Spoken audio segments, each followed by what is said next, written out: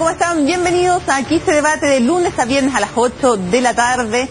Hoy vamos a conversar sobre un proyecto de ley que, entre otras cosas, pretende equiparar la pena que recibe quien realiza, técnicamente no suena muy bonito, pero un portonazo, con quien recibe un auto producto de un portonazo. Es más complejo que esto, pero para ponerle sobre la mesa el tema del debate, y les presento de inmediato con quienes vamos a debatir hoy día.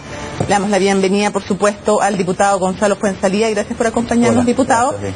Diputado de Renovación Nacional, a favor de este proyecto, y Cristian Riego, académico de Derecho de la Universidad Diego Portales. Bienvenido, muchas gracias por acompañarnos.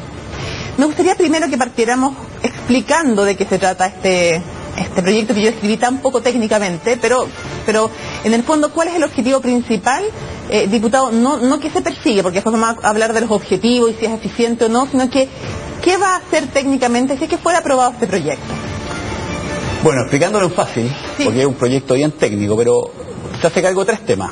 Primero que nada, el robo que muchas veces hemos visto en la tele, que la señora que está en el semáforo se rompe el vidrio, le roban las cosas de adentro de su auto, y eso generalmente era o es considerado, según algunas excepciones, pero es un hurto con daño.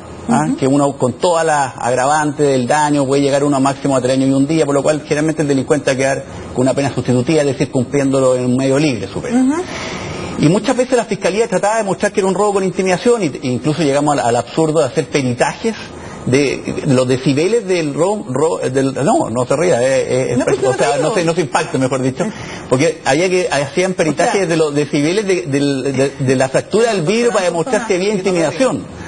Entonces la ley viene a zanjar y dice, mire, cuando se fractura el vidrio y se roban especies y hay una persona en el auto, eso es un robo con intimidación, pena de 5 años y un día a 20 años. Y si no hay personas, es un robo con fuerza, o sea, llegamos a los entre 3 años y un día y a 5 años. Eso es lo primero que hace el proyecto. Lo segundo, decir efectivamente la receptación. ¿Qué pasa cuando la persona se hace un portonazo, se lleva en el auto y lo pillan un par de horas después?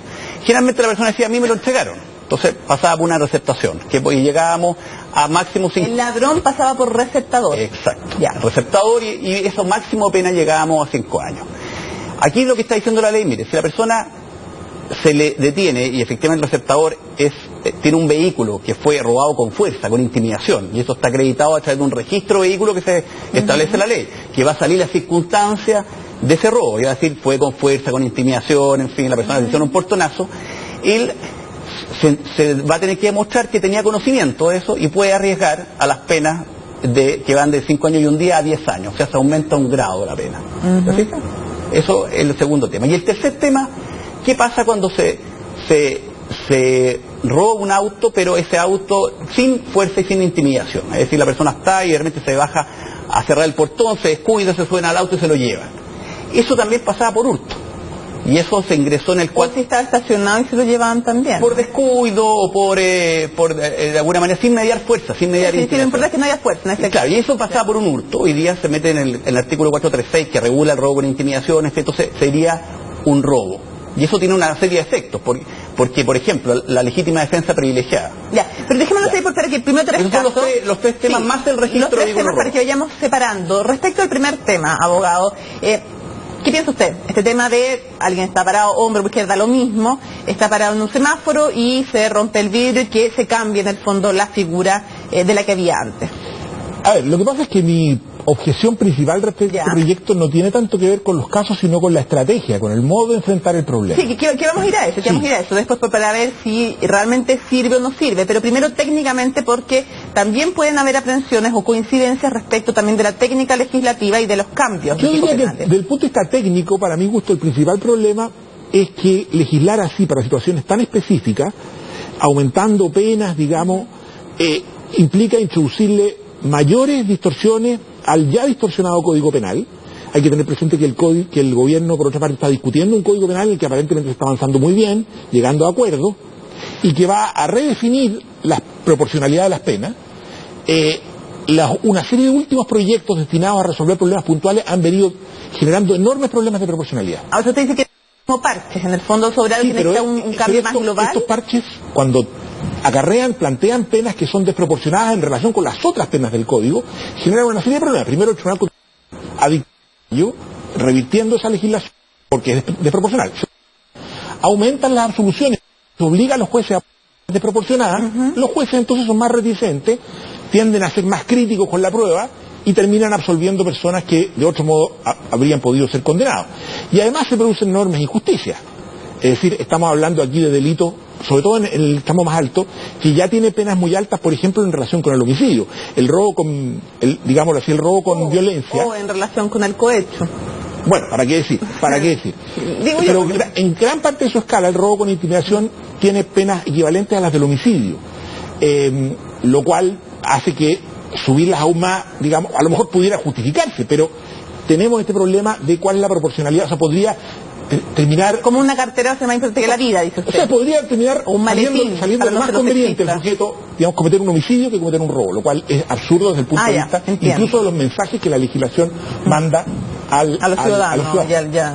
Ya, ahora quiero dividir el tema, porque yo no he escuchado tantas objeciones, o estar súper equivocado, ustedes me corrigen, respecto, por ejemplo, a esto de romper el vidrio y sacar la cartera, que se cambie esa penalidad. Hay gente que dice sí, puede haber estado baja, es desproporcionado o no, pero respecto al tema portonazo ha habido harta discusión y ha habido harta discusión también, y quiero preguntarles sobre eso, porque hoy día existe la figura de receptación, o sea, si alguien roba un auto, y ustedes me corrigen si no es así, y alguien roba un auto y se lo vende a otra persona, esa persona sabe, o se lo pasa a otra persona y sabe que es robado, efectivamente ya tiene una pena que fue subida, abogado, ¿es o no es así?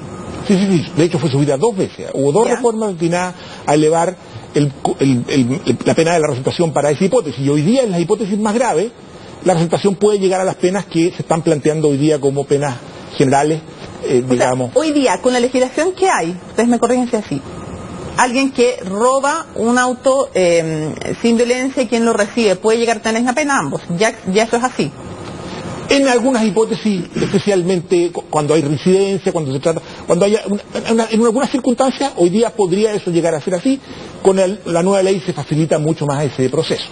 Pero yo diría que aquí a mí lo que me preocupa de este proyecto es que confunde, en mi opinión, 2 cosas. A ver. Una cosa es el receptador, o sea, aquel que compra un bien robado, y que podemos discutir cuál es la pena, y ese es un tipo de problema.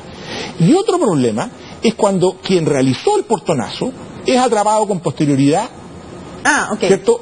Y entonces, por razones que en mi opinión son de malas prácticas del sistema, son de falta de técnicas adecuadas de investigación, en algunos casos falta de incentivos apropiados, en otros casos la ley del mínimo esfuerzo, ni las policías ni el Ministerio Público son capaces de vincularlo con el robo original. Y entonces la respuesta más sencilla, la respuesta de cajón, la respuesta más rápida, es decir, pasémoslo por receptación. Entonces lo que vamos a hacer es decir ya, como la receptación tiene una pena muy baja, subamos la pena de receptación. Lo cual introduce una serie, primero, vamos a estar castigando con una pena desproporcionada al que es un verdadero, entre comillas, receptador. Para castigar al que tiene el auto con posterioridad, y que no es receptador. Pero sobre todo vamos a perder la oportunidad de desarticular la banda. Porque si el verdadero ladrón, que participó con un conjunto de otras personas en un hecho gravísimo, con violencia, lo atrapamos, digamos, 10 cuadras más allá, y no vamos a hacer el esfuerzo, y para eso habría que pensar cuáles son los mecanismos y cuáles son las estrategias, de realmente vincularlo al delito, atrapar el conjunto de la banda, obtener su colaboración y desarticular todo el proceso, a mí me parece que es una pésima solución. Diputado, ¿cómo ve este punto en el fondo de que se busca, dice el abogado, entonces una solución como alternativa y no realmente culpar a quien es de lo que es? Yo estoy de acuerdo en varias de las cosas que señalan, de hecho es así. Pero en la práctica, en términos fácticos, la experiencia ha sido que a pesar de que hoy día con la modificación que hicimos a la agenda corta, dándole más medida investigativa a los fiscales justamente para poder perseguir bandas que se dedican a robos como el portonazo, incluso con pinchazo de teléfono, agente encubierto, en fin, no hay un éxito. Y la mala práctica en esto es que cuando se detiene a la persona, no se la detiene por ese robo, por ese portonazo, por ese robo con intimidación donde me dio la fuerza, en fin, sino que por receptación. Y podemos llegar máximo a una pena de 5 años y no siendo reincidente, bueno, aplicando la ley 18.216, que es la ley de beneficio, de alguna manera la persona queda libre, o sea, queda cumpliendo una pena muchas veces de reclusión nocturna, y eso frente a la víctima es terriblemente injusto, porque vivió de alguna manera un robo con intimidación, la encañonaron, le quitaron el auto, y finalmente la persona que detenía un par de horas después y resulta que va por receptación formalizado.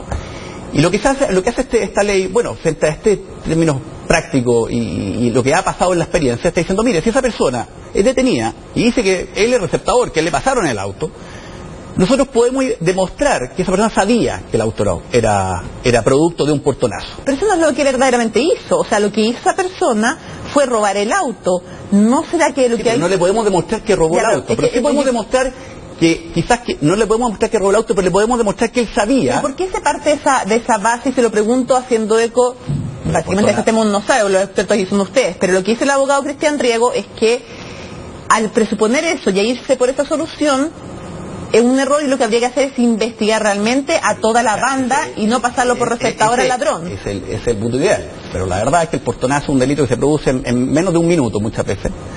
Cuando no hay una cámara, no hay ninguna prueba de alguna... No, pues no hay una cámara, hay un portonazo que se demora menos de un minuto. La policía es imposible que en fragancia pille un portonazo, contados los casos, no sé si en esta mano me alcanza. Y finalmente puede ser detenida la persona en base a la patente, sea orden, en fin, busque, finalmente se llega al vehículo. Y esa persona dice, mira, a mí me lo entregaron este vehículo. Y eso va por receptación. ¿Qué máximo voy a poner? ¿Pero quién se lo entregó? ¿Habría que empezar a investigar por ahí o no? Pues, pero está bien, pero yo tengo todo esto que demostrarlo, esto es tribunal. Entonces yo lo que me están diciendo la ley dice, mire, aquí la persona... vamos a mostrar que ella sabía que el auto era robado. Y lo vamos a mostrar porque va a haber un registro de vehículo, que va a salir las circunstancias que fue robado, testigos, las medidas investigativas de los fiscales. Los fiscales igual van a tener un desafío de mostrar ese conocimiento. Y ahí vamos a aspirar a una pena que va de 5 años y un día, 10 años, que no va a entrar dentro de la lógica del beneficio de la ley 18.216, por lo cual la persona va a tener una pena privativa de libertad. ¿Se fija? Entonces logramos un robo por intimidación llegar muchas veces de forma indirecta a las personas que lo realizaron. Ok, vamos a hacer una pausa, aquí se debate. Al regreso les vamos a preguntar a los dos expertos que tenemos hoy día acá, ¿qué va a pasar al final? ¿Un receptador original va a tener la misma pena que un ladrón? Lo conversamos al regreso, aquí se debate.